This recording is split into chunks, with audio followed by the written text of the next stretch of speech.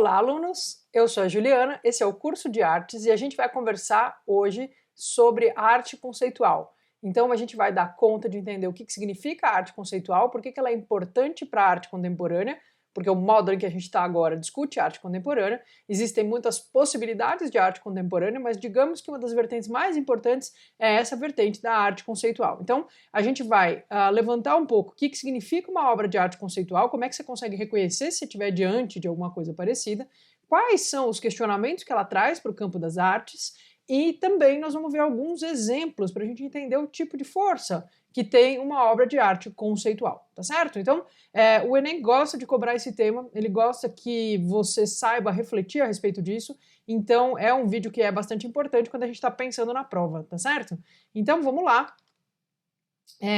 Para a gente começar, eu quero falar um pouquinho para vocês, então, sobre o momento em que a arte conceitual surge. A arte conceitual vai surgir mais ou menos no meados da década de 60 até mais ou menos no meio da década de 70, é o momento em que ela está surgindo, que ela está borbulhando, que ela vai aparecer, então, tanto no ambiente norte-americano quanto na Europa, e os artistas, então, estão fazendo aí um movimento que é um movimento de ruptura e, ao mesmo tempo, de continuidade. Por quê? Porque a arte conceitual ela está pegando ideias que já vem de alguns questionamentos que estão rolando desde o período da arte moderna. O último vídeo que a gente viu de arte moderna, em que a gente conversou sobre o ready-made, né, sobre o dadaísmo do Duchamp e como ele rompe, né, com uma série de expectativas que existiam a respeito da obra de arte quando ele cria a fonte. Então tudo isso está, digamos assim, na base do que a arte conceitual vai fazer aí pelos anos 60 a 70 do século XX. Certo? Então é bastante tempo depois. Alguns artistas conceituais vão de fato reivindicar o Duchamp como, digamos assim, uma espécie de ancestral, né? Porque embora ele tenha feito tudo muito antes, né? Lembrando que a fonte é de 1917, a gente pode pensar que tem uma relação sim, tá? Então, o que vai caracterizar a arte conceitual? Bom, ao longo da história da arte, digamos que o campo das artes visuais foi um campo que produziu objetos belos, certo, gente? Objetos que eram considerados bonitos o suficiente e importantes o suficientes para serem preservados, né, para decorar a casa das pessoas, templos, espaços públicos, né? Então existe uma relação direta entre a obra de arte e a matéria, materialidade, né? O objeto final que você produz, seja lá qual for a função dele, né? Então isso é uma coisa que é uma tradição, digamos assim, né? Pelo menos forte no campo da arte que a gente vai chamar aqui de ocidental, né, de matriz eurocêntrica, digamos assim, e que, quando a gente chega na arte moderna, começa a ser questionado, e a arte conceitual vai ser o grande momento desse questionamento, né? Então tudo que vem depois vai estar sob a sombra desse questionamento. Porque os artistas conceituais eles vão dizer o seguinte: o que faz a obra de arte não é a materialidade, não é o objeto em si. O que faz a obra de arte é o conceito. A arte é uma coisa que é muito mais próxima do campo da linguagem do que do campo da fatura manual. O conceito é mais importante do que a matéria, tá certo? Então essa é uma ideia que é uma ideia muito diferente se a gente para pensar no que é a produção das artes plásticas e visuais ao longo da história, né? Que é a produção de esculturas, de joias, de pinturas, né? Seja pintura em parede, seja pintura em quadro, né? Então é uma ideia muito nova e muito diferente. Eles vão argumentar, portanto, que se arte é uma linguagem e se a questão mais central que uma obra de arte pode trazer é um conceito, a execução ela fica em segundo plano. Um artista pode criar uma obra e não chegar a executar ela. Ela pode ser executada anos depois de que ele criou isso e registrou isso em algum lugar. Inclusive por outras pessoas. Não tem problema se forem outras mãos que fizerem aquele objeto. Inclusive se ele convocar um monte de gente para trabalhar com ele, e inclusive pessoas que sabem manualmente fazer algo que interesse para essa obra dele. Porque o trabalho artístico propriamente dito está na concepção, está na invenção. E tem a ver com todo o sentido que aquela obra está criando no mundo, como uma linguagem mesmo, né? Então essa obra ela vai trazer uma reflexão, ela vai trazer um sentido, ela vai trazer conceito, né? Ela vai fazer você pensar sobre coisas, né? Ela vai deslocar você do seu lugar habitual e com isso ela vai ser uma obra de arte. A parte material é necessária para que isso aconteça, mas não é aí que está o forte da criação, tá certo? Tanto que a gente pode ter obras de arte conceituais que não chegaram a ser executadas, por exemplo, né? E elas continuam sendo obras de arte. A gente pode ter obras de arte conceituais que não vão poder ser guardadas em museus, e tudo bem, tá certo? Então a gente vai ver agora alguns exemplos disso, né? Primeiro um exemplo brasileiro, aí bem do período então que a arte conceitual tá mais forte, né? O Cildo Meirelles é um dos maiores artistas brasileiros e ele vai fazer essa obra chamada Inserção em Circuitos Ideológicos em plena ditadura militar, né, no momento em que a ditadura militar, inclusive, está muito forte, né, a partir dos anos 70, e ele tem vários projetos desses, então, o projeto Inserção em Circuitos Ideológicos, né, é variado, e esse é um deles, né, que é o projeto Cédulas, certo? Então, em que consiste essa obra de arte? Basicamente, o Cildo Meirelles criou um carimbo, e nesse carimbo existe uma pergunta. Essa pergunta é quem matou Herzog, certo?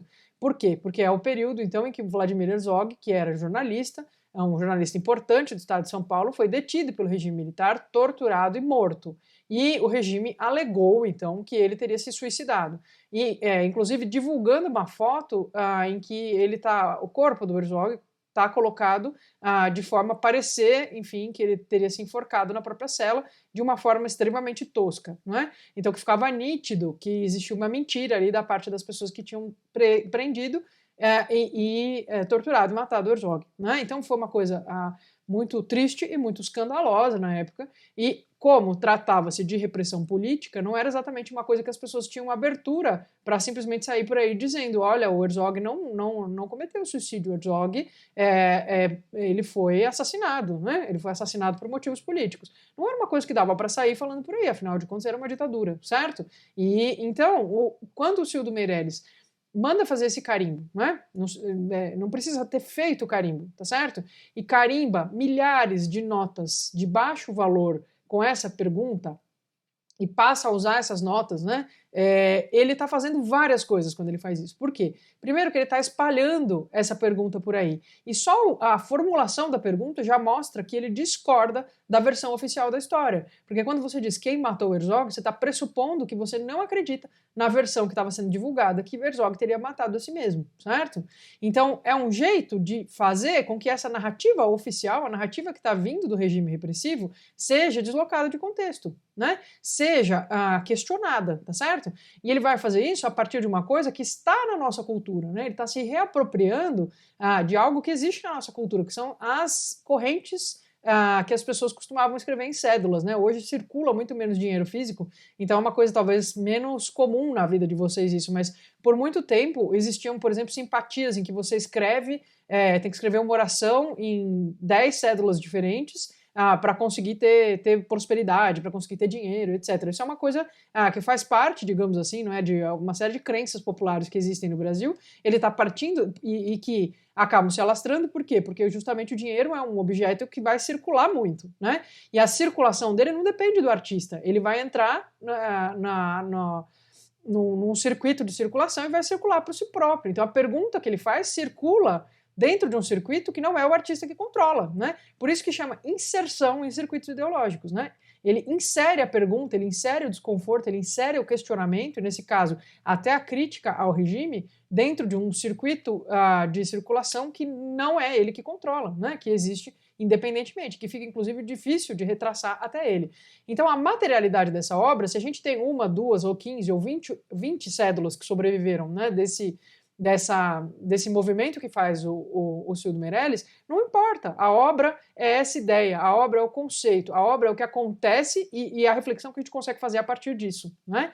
Então, eu acho que isso é muito interessante para a gente conseguir entender do que se trata a arte conceitual, né? Gostaria de mostrar para vocês uma outra possibilidade, né? Essa obra do Félix González Torres, então, que chama-se Sem Título ou Amantes Perfeitos. Eu gosto muito dela, ela é de 1991 e ela consiste basicamente em 2 relógios simples de bateria que foram comprados ao mesmo tempo. Ele trocou as 2 baterias ao mesmo tempo e pendurou-as então em uma parede que ele pintou com um azul bem clarinho, não dá para ver aqui, mas é um azul bem clarinho, que remetia para ele a memórias felizes, não é?